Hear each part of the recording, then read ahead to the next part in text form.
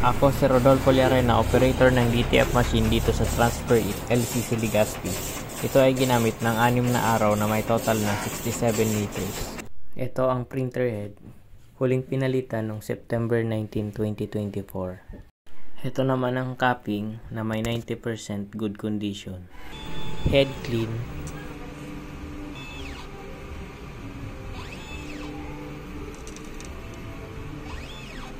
Punasan ang wiper pagkatapos mag-head clean.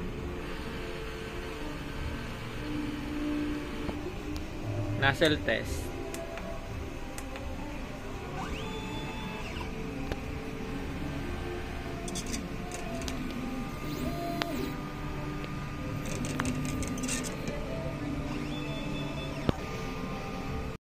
Ang ink system label namin ay tama lang.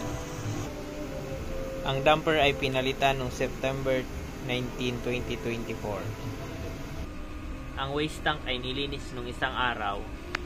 Ito ang ABR. Ito naman ang ground wire. Dito nakalagay ang stock namin ng ink, use ink, DTF film. Ito naman ang list ng nagamit sa CMYK, DTF film, powder, white, black, magenta, at yellow. Ito naman ang daily monitoring. At ito naman ang daily output record.